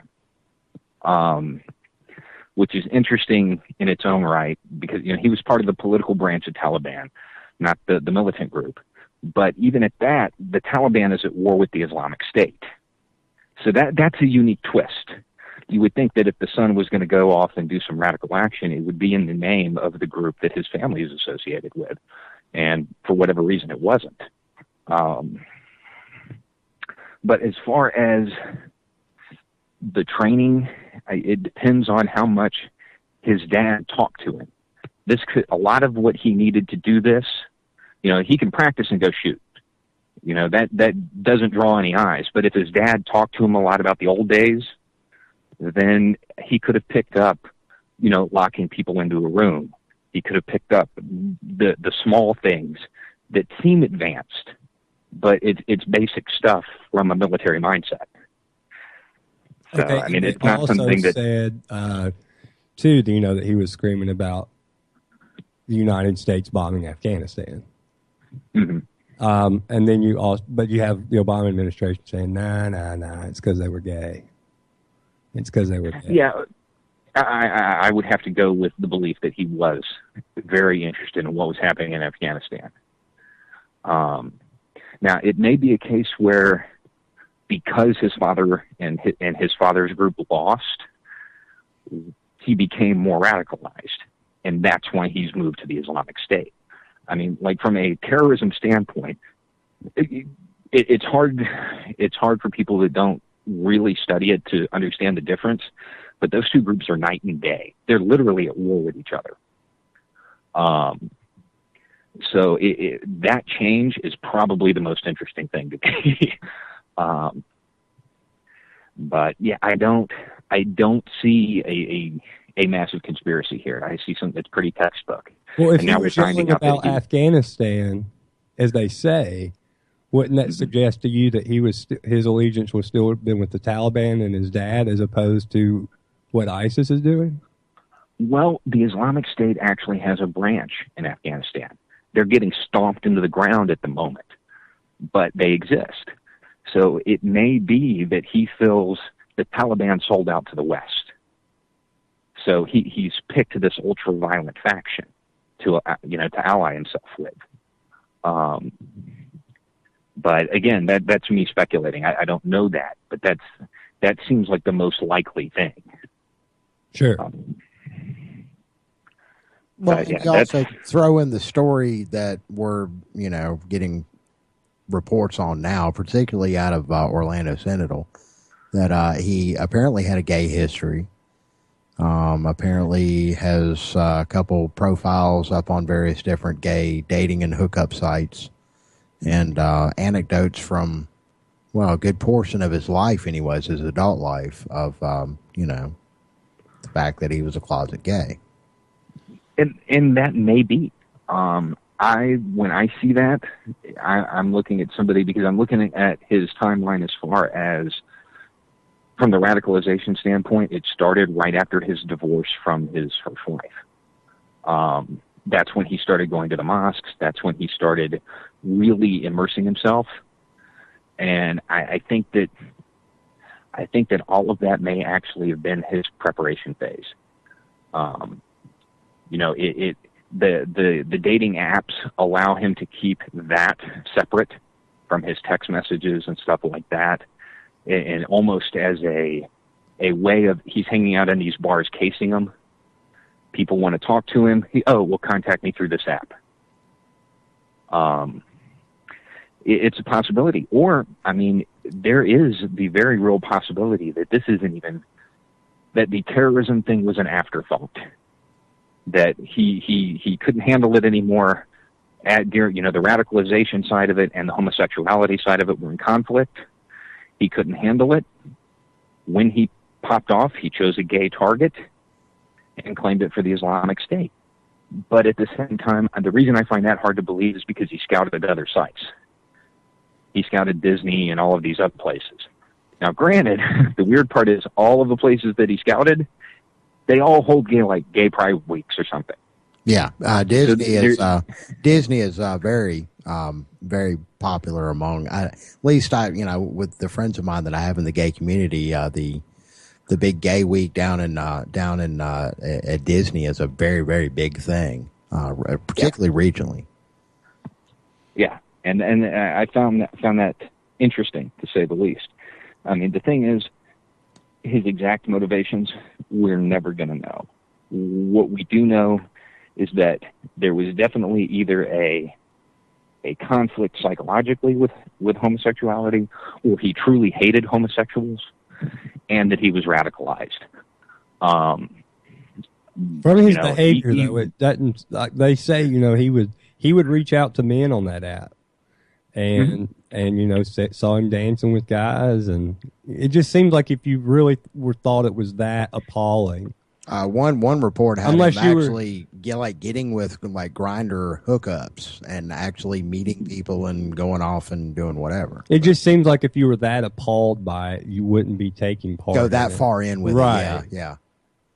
Right. Which that's the reason I see it more as a cover. I see it as him doing it to gain access to find out about the way these things work.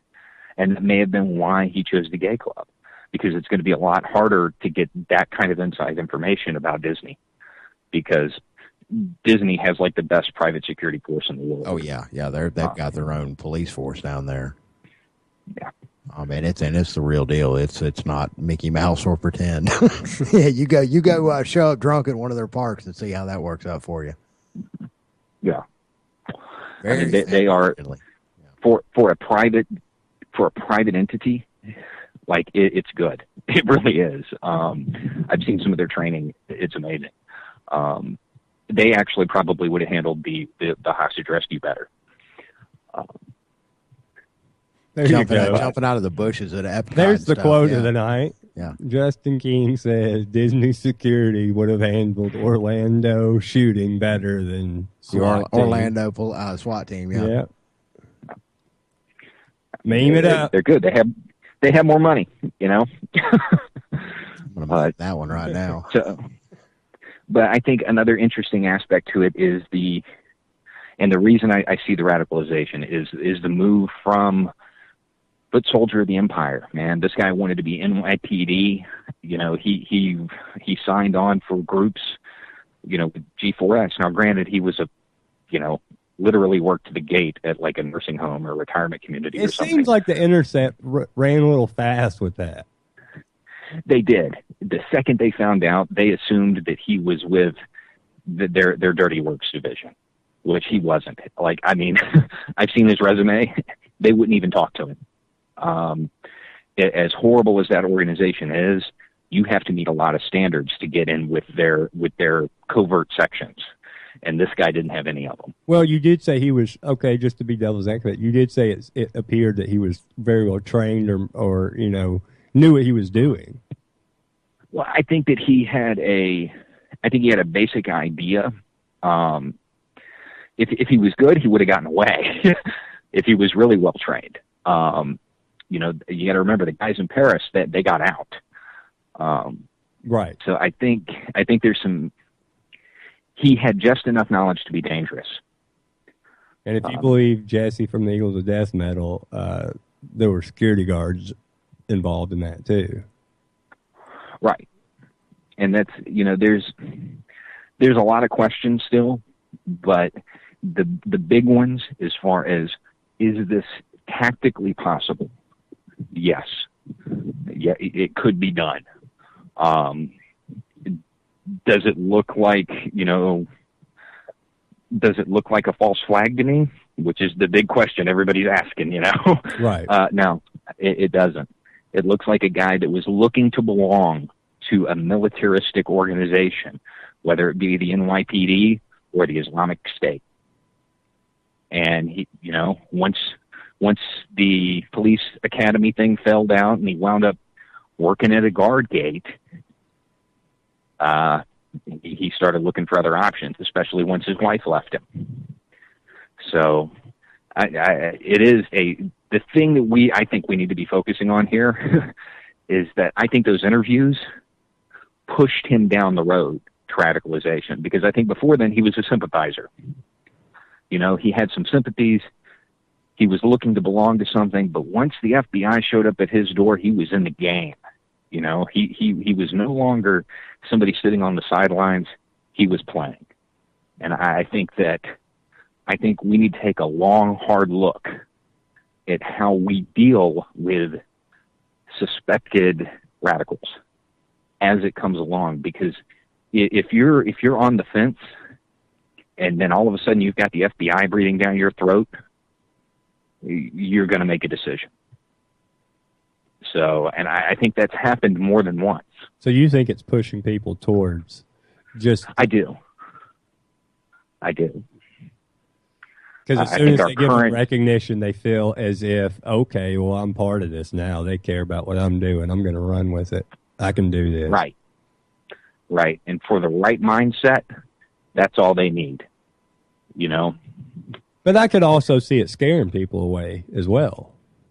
Yeah, I'm sure that it has worked the other way as well, but we can probably find something that's more effective than something that's, you know, hit or miss.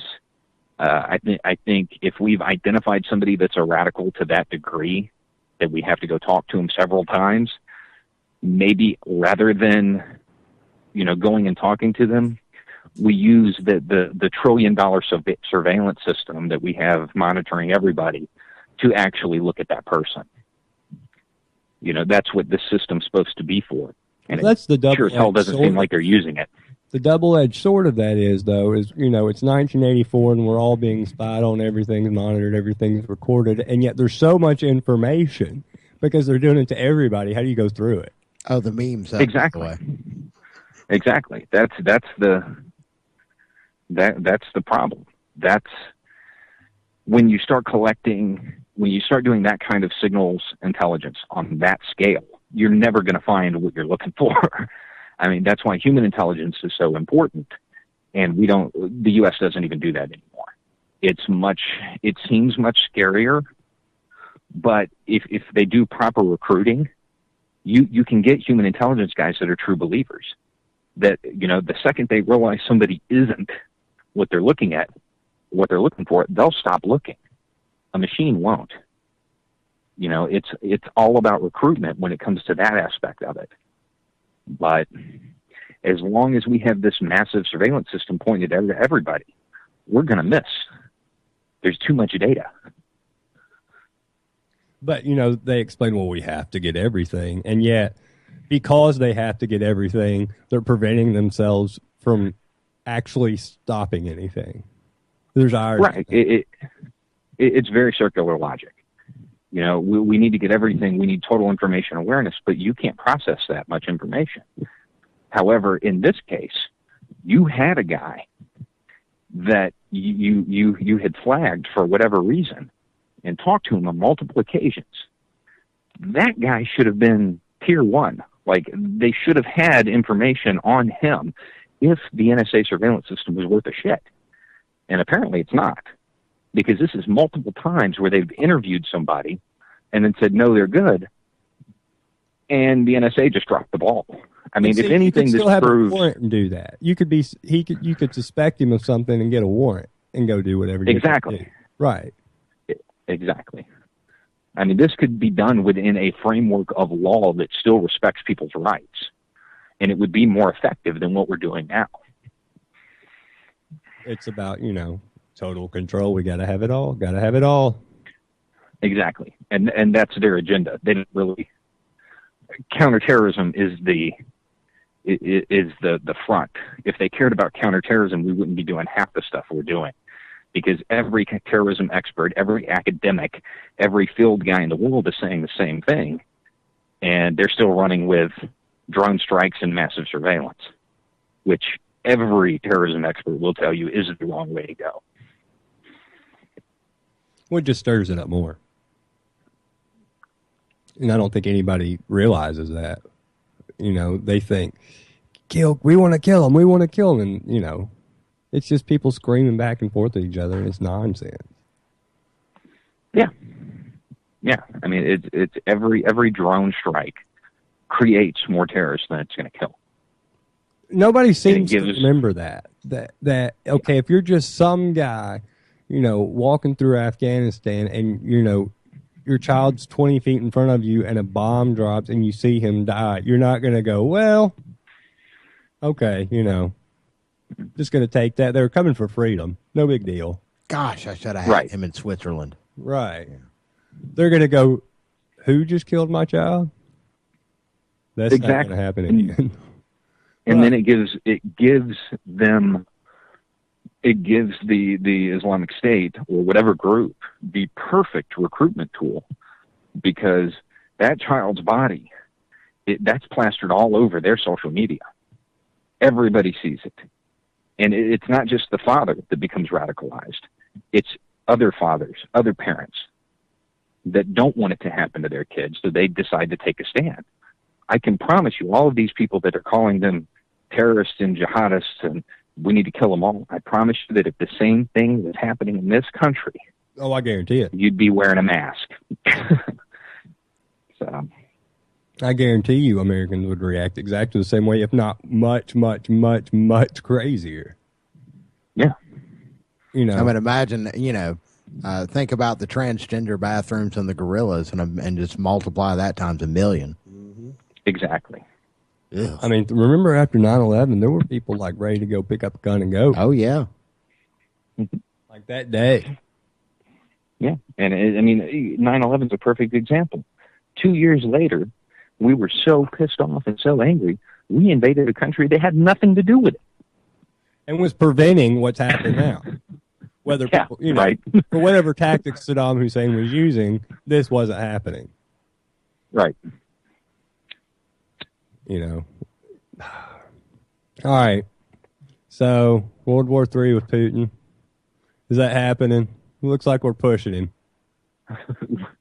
It does. It almost, like, there's a point, I'm very anti-conspiracy theory, but it's at the point now where I'm like seeing so many mistakes, I can't believe it's incompetence. I have to believe that they're actually trying to start a friggin' war, because nobody's this dumb. All of the provocations we're giving them, it's insane. There are so many things, so many drills and so many maneuvers and bringing in countries, trying to recruit countries into NATO, that we actually have treaties saying we wouldn't. I mean, it seems like we are actually trying to start this war. And like I said, I don't believe in that kind of stuff normally, but I can't believe that this is incompetence. It's on a scale so big that it certainly seems like we're trying to start a war. And the thing, I tell you, we were talking about this a little bit earlier, the thing about it, too, is all this other stuff, when we talk about the Middle East, that's all anybody discusses, But when it comes to Russia, no, we don't, yeah. So I guess something's happening, maybe. Don't worry about it. Back to the Middle East we go. Well, we can't, the Western media can't cover it. Because if we actually explained what the hell we were doing, I mean, everybody would know that we're trying to start a war. I mean, the armored, the new armored divisions that we're sending over, the Russian aggression over our boat, that was my favorite. They actually covered that because they got some cool footage of some MiGs, but they might have been Sioux flanker. Either way, they got some cool footage of some Russian aircraft. But they called it Russian aggression when we were up against their waters. I mean, it doesn't. We shouldn't have been there. We have no strategic reason to be there other than to provoke them. So outside of war, what do you think their end game is? I have no idea. I mean, like, I'm looking at this from a military standpoint, and we should not be doing any of this. And there's no way, unless we want to start a war, or prepare for one. Like, we truly believe it may be a situation like happened in the 50s, where the Pentagon is so out of touch that they believe Putin's going to attack, and they're trying to prepare for it. We believed that in the 50s, and we were wrong. It could be that. Other than that, I mean, we're trying to start a war. There's no geopolitical. World War III. Yeah. We are running out of time. For Shannon, for Claire, for Justin King, I am SM Gibson. We'll be back Thursday night, same anti-media time. Out.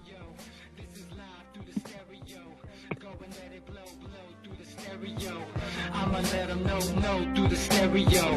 Yo, here we go through the stereo.